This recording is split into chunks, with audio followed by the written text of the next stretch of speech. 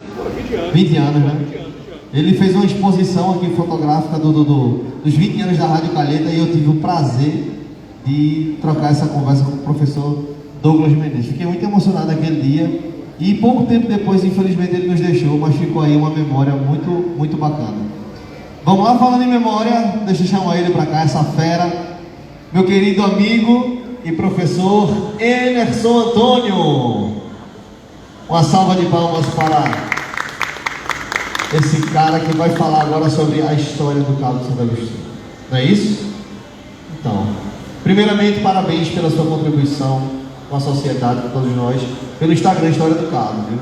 Muita coisa que a gente não sabia, ficamos sabendo por lá. Tá aqui.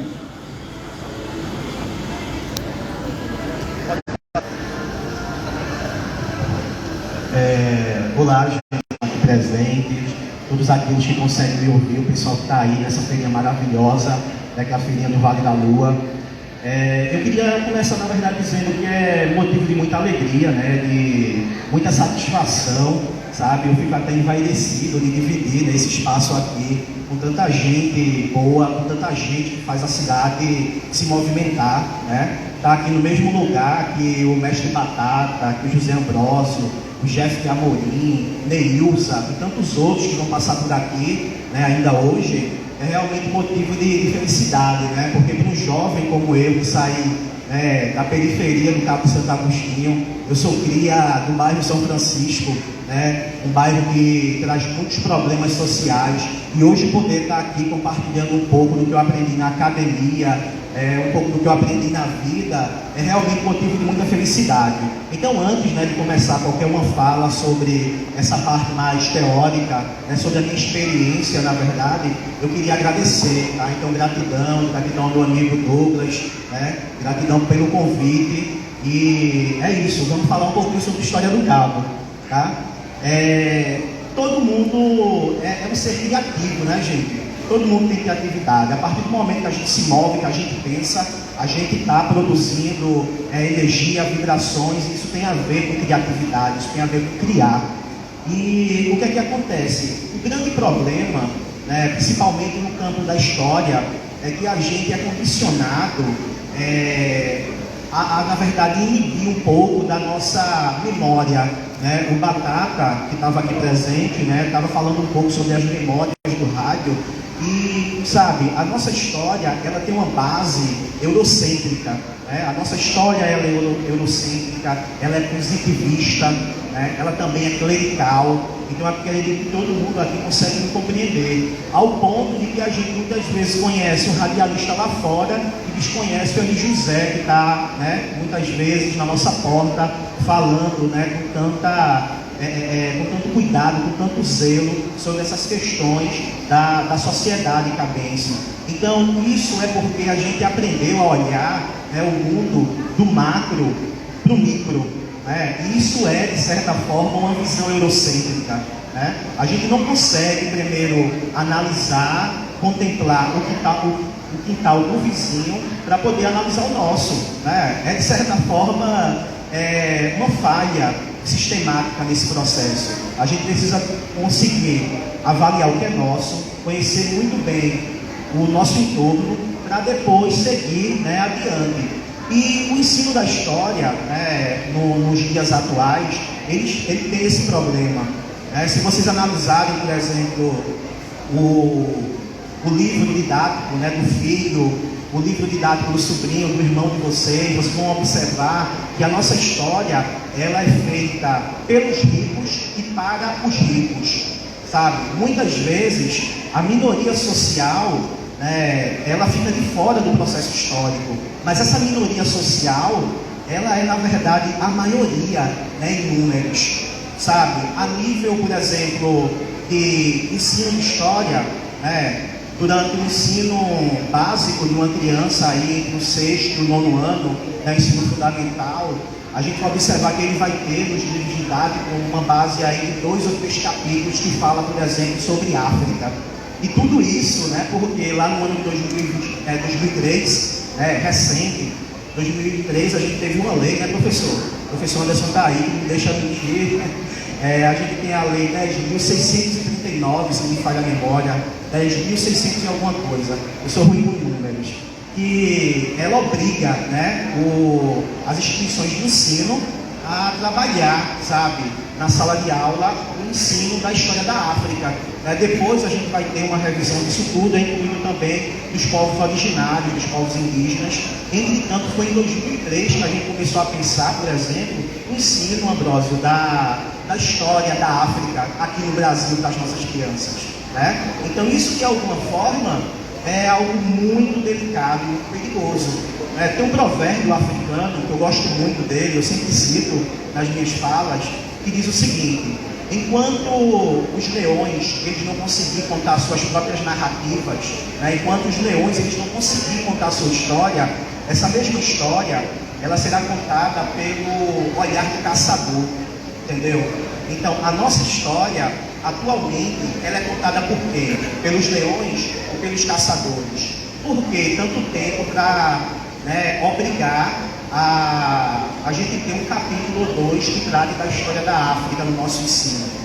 E se a gente for analisar direitinho, o Brasil ele é mais África do que a Europa, mas a nossa base histórica é eurocêntrica, desde os primeiros relatos que a gente tem do Brasil é olhado por esse olhar do colonizador, Então hoje o História do Cabo, ele tenta trazer uma visão decolonial, sabe, por se fazer história, Eu faço parte, assim como o professor Anderson, o professor Paulo, que não pôde estar aqui presente, de uma nova geração de historiadores, que aprendeu a valorizar primeiro a sua casa, para depois a gente também observar, analisar os nossos vizinhos, quem está um pouquinho mais distante, porque eu acredito, Ambrósio, que essa deve ser a regra a ser seguida, se a gente quiser, de fato, desenvolver uma sociedade onde as pessoas elas vão ter orgulho, entendeu? Orgulho de pisar nesse chão,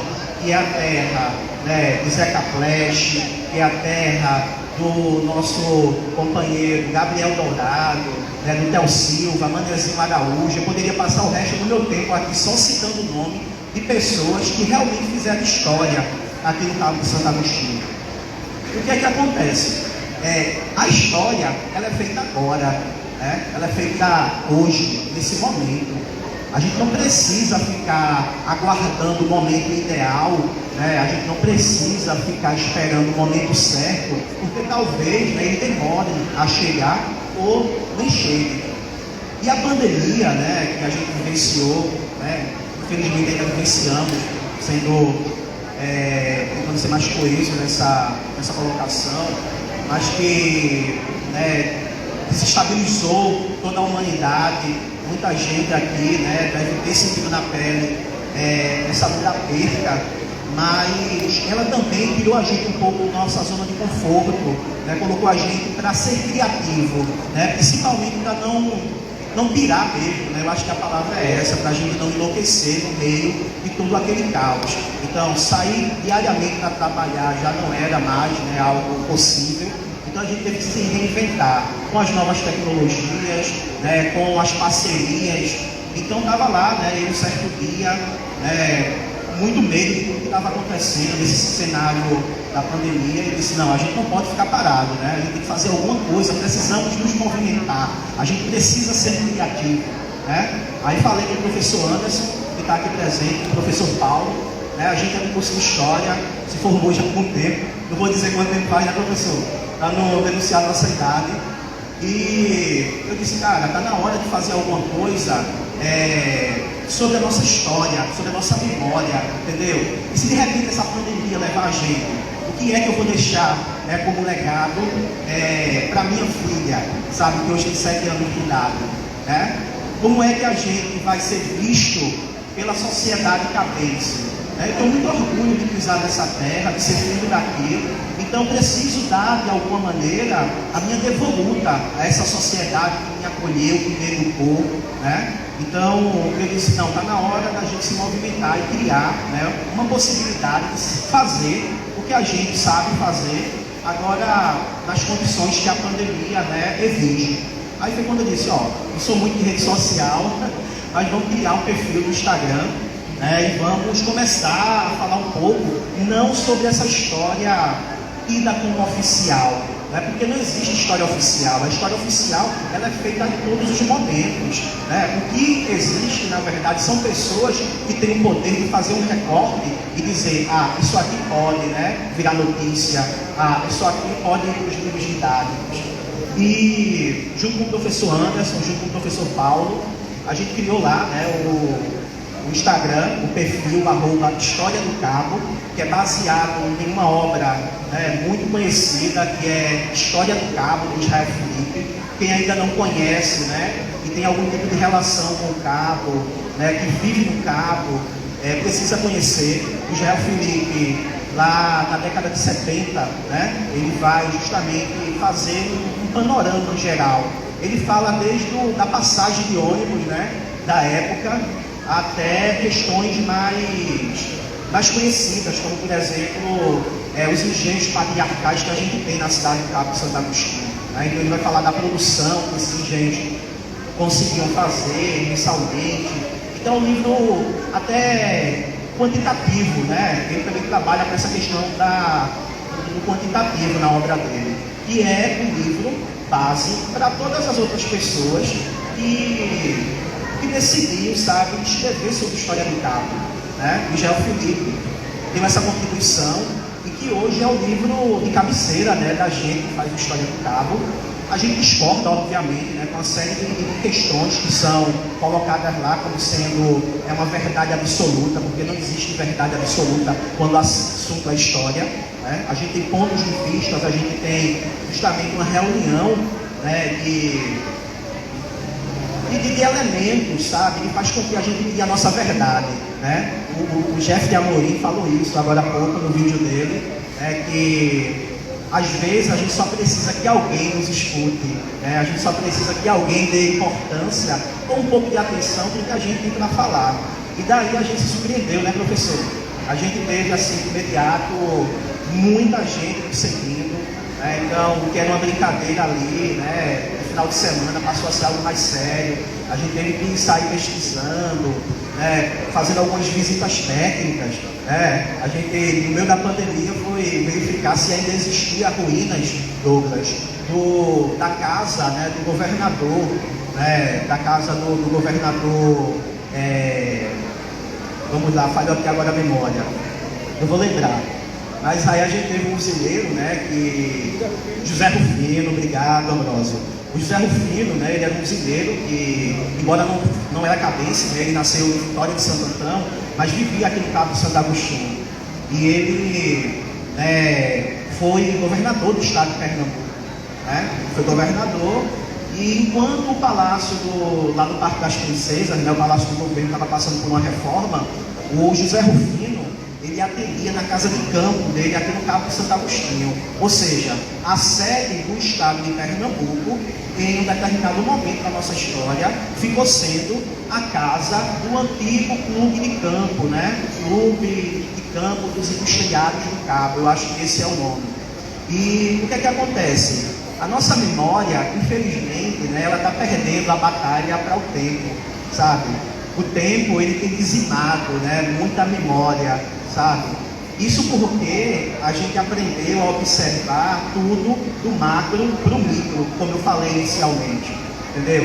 É mais importante para muita gente conhecer os imperadores romanos, né, conhecer um pouco da antiguidade clássica, do que conhecer sobre o nosso quintal, sabe? Tem gente que não conhece o José Rufino, assim como tem gente que não conhece a Colette Cata, né, que o meu amigo aqui, José Ambrosio, fez um trabalho incrível, concluí a leitura, viu, Ambrosio? Maravilhosa, né? Embora não era cabeça, era uma francesa, né, mas ela colaborou infinitamente. 42 anos. Olha só, 42 anos, né, aqui no Cabo de Santo Agostinho, o que faz com que ela de fato seja uma cabeça, até porque ela ganhou o título, não foi isso, de cidadã cabeça. Então, são muitas memórias, né? O Cabo de Santo Agostinho tem muita história, mas falta gente para contar. E essas imagens que vocês estão vendo aqui, né, enquanto eu estou falando, são imagens que a gente conseguiu com seguidores, né? Aqui mesmo eu tenho uma imagem de algumas crianças lá na praça José Bezerra, que é a Praça da Banana, conhecida como Praça da Banana, que fica lá no centro do Cabo. E eu vou ter aqui a descida do bairro São Francisco, né? E foi com os seguidores que se identificam e dizem, eu tenho uma foto legal aqui, né? Eu tenho uma foto, uma relíquia, né? Eles utilizam essa expressão. Então, compartilha com a gente, fala um pouco sobre a fotografia, e isso é memória, né? Essa é a história que precisava ser ensinada nas escolas, essa história que todo mundo precisa conhecer, até porque a gente não está falando do outro, estamos falando da gente, né? De nós mesmos. Então, o História do Cabo é isso, né? É um museu, né, virtual, né? A gente encara ele como sendo um museu, porque essa é a minha formação. Eu venho do universo museológico, né? Minha primeira experiência profissional foi dentro de um museu. Então eu tenho essa paixão, né? Eu tenho, na verdade, esse encanto com os espaços museais. E museu, né, hoje em dia, ele se reinventou. Ele não é mais aquele espaço que guarda coisa antiga, né, móveis que estão, né, em desuso. Não, nada disso. O museu hoje, ele é um equipamento que faz com que as pessoas se conectem com o mundo, né? A partir de elementos simples, e daí a gente vai desenvolver uma fala, uma leitura, né, sobre o universo que nos cerca. Então, a História do Cabo tem esse poder, sabe? Através de uma imagem simples, né, como uma imagem de Pontos Carvalhos na década de 70, a gente consegue fazer um apanhado geral, conhecer pessoas que colaboraram, né, com a nossa história. É importante frisar que eu não estou inventando a roda aqui não, né? Antes de mim vieram muita gente. E eu preciso, né, ser grato e honrar essas pessoas, porque já se fala de História do Cabo há muito tempo. O que eu, o professor Anderson, o professor Paulo fez, na verdade, foi criar um perfil no Instagram, que é uma das redes, né, bastante utilizada aqui na nossa região, no mundo, né? E a partir dessa rede, a gente começa a falar um pouco sobre a nossa história, né, que é uma linguagem leve, uma linguagem simples, não é nada academicista, né? Porque senão isso acaba não alimentando o interesse nas pessoas. Então são textos curtinhos, né? São imagens feitas pelos nossos seguidores ou por nós mesmos, e daí a gente vai lá e consegue desenvolver momentos como esse, né? A gente tem já alguns espaços que foram conquistados a partir desse reconhecimento, né, da importância de se fazer história no Cabo de Santo Agostinho, que é lá na Feirinha do Vale da Lua, né? Somos parceiros desde a primeira edição que a gente está pensando essa feirinha que está acontecendo hoje aqui no shopping, e lá acontece, né, uma roda de conversa que a gente chama Conhecer para Preservar, né? Esse é o título da nossa roda de conversa. O Ambrósio, né, e várias outras pessoas já se fez presente lá nesse momento. Temos também uma participação, né, no programa do Verbo Litoral, toda terça-feira, na Calheta FM, né? A Calheta FM está muito bem representada aqui pelo amigo ali José Batata, também, sabe, é parceirona da História do Cabo, toda manhã, né, de manhãzinha cedo, 6 horas da manhã, a gente acorda o povo para falar um pouquinho sobre a História do Cabo. Então sempre tem uma temática, né? E o melhor de tudo, nada é estranho para quem vive no Cabo.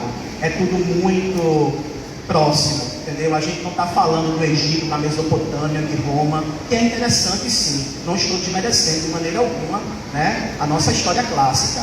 Mas, sabe, o Cabo de Santo Agostinho não deixa a desejar também não. É muita história, sabe? Muita história. O que a gente tem, né, a barreira, o principal empecilho que nós encontramos, como o Cláudio, não, né, o Gabriel Dourado.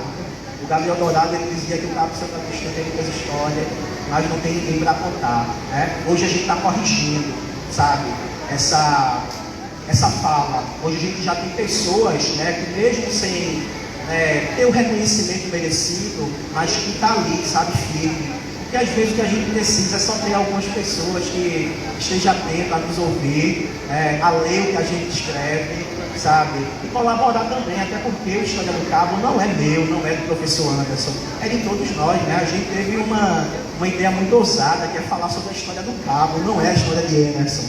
Então, assim, gente, eu estou muito, mas muito feliz, sabe, com o que está acontecendo com a História do Cabo. né? Infelizmente, a nível de rede social, o nosso número de seguidores ainda é muito pequeno, então eu queria aproveitar o ensejo aqui para dizer, quem ainda não segue e tal, História do Cabo, por favor, vai lá, @História do Cabo, o pessoal que está aí fazendo lanchinho na praça de alimentação, está me ouvindo, o pessoal que está na barraca, entendeu? Segue História do Cabo, que vocês vão ter muita novidade, sabe? Novidades recentes e uma novidade de outrora também, como por exemplo aqui, ó, a casa do Clube de Campo, né? Que essa foto, ela não é nossa, a nossa foto ela já não está mais dessa maneira, né? Essa casa aqui, que é um estilo, sabe, maravilhoso, lá, professor, ela acabou perdendo, Ambrósio, a batalha para o tempo, sabe? Então hoje, se a gente for lá no Clube de Campo, a gente não tem nem mais ruínas, né? Só tem a base mesmo do que era a casa do governador José Rufino. Douglas, temos tempo ainda? Liga aí. 7 minutos. 7 minutinhos? Então vamos, né, para as considerações finais. Bom, pessoal, é muita informação, sabe? A gente consegue continuar esse diálogo, a gente consegue, né, estabelecer outras conexões a partir do momento que vocês nos seguirem lá, né, no História do Cabo. Então, para propor uma postagem, compartilhar com a gente material. Quem ainda não conhece a História do Cabo do Jael Felipe, a gente tem em PDF. Então podemos disponibilizar para quem esteja interessado em conhecer um pouco, sabe, sobre esse olhar do Jael Felipe sobre a nossa cidade. E convidar vocês para fazer história, né? Porque a história nada mais é do que memórias, sabe? A história é feita de memória. E as nossas memórias, elas são seletivas. A gente esquece, né? E também lembra de um monte de coisa. Então precisamos, né, ter um filtro aí bacana para escolher o que a gente vai esquecer e o que a gente vai lembrar. Eu acho que chega, né, da gente estar financiando e enaltecendo essa história dos colonizadores, essa história eurocêntrica. Eu vejo as pessoas aqui no Cabo muito preocupadas em, por exemplo, defender a bandeira que foi aqui que Pison chegou e aqui no Cabo foi descoberto. Pera, calma. Descobrimento para quem? Como assim? A gente precisa reavaliar essas nossas necessidades, né, de se reafirmar enquanto agente histórico, né? Pison, se pisou aqui ou não, sabe? Eu acredito que não vai mudar muita coisa daqui para frente. A gente precisa, na verdade, valorizar, né, os mestres, né, as mestras e tantas pessoas que fazem história aqui há muito tempo, entendeu? Não adianta a gente estar fomentando e colocando o Pison no pedestal, né, onde na verdade a gente esquece do Manezinho Araújo, a gente esquece, né, do nosso amigo que todo dia ele deve se retorcer no túmulo devido ao equipamento que leva o nome dele, está nas condições que se encontra atualmente, que é o Barreto Júnior, né? Barreto Júnior, grande nome do teatro brasileiro, ele é cabeça, gente, sabe? Então tem muita gente boa por aqui, tem mais gente boa chegando, e eu sou grato ao universo por estar aqui hoje, né? Então, ser filho de agricultor, de mãe semi-analfabeta, que foi alfabetizada pelo próprio filho, e de um pai operário, né, está hoje aqui compartilhando essa história que é comum a todos vocês, né, não é uma história única minha, é uma coisa muito bacana, tá? Então fica com gostinho de quero mais, Douglas, né? Eu queria agora só convidar vocês para seguir a História do Cabo, só está faltando isso para quem não segue ainda. E vamos embora, vamos fazer história, porque todo mundo é importante no processo de construção da história, entendeu? E a gente precisa ser protagonista da nossa história, sabe? Não podemos ficar apenas olhando. Vocês não sabem o quanto eu estou apertando esse microfone aqui, né, pelo nervosismo, embora, né, a prática da docência seja uma coisa muito comum na minha vida, mas falar em um ambiente como esse, né, onde o pessoal está transitando e tal, isso é diferente e causa um certo nervosismo. Mas esse esforço está sendo válido, né, porque eu sei que a gente vai ter, a partir de hoje, várias outras pessoas interessadas em ouvir mais um pouquinho sobre a história do Cabo. Valeu, vamos embora fazer história. Meu amigo, lhe agradeço demais. Falando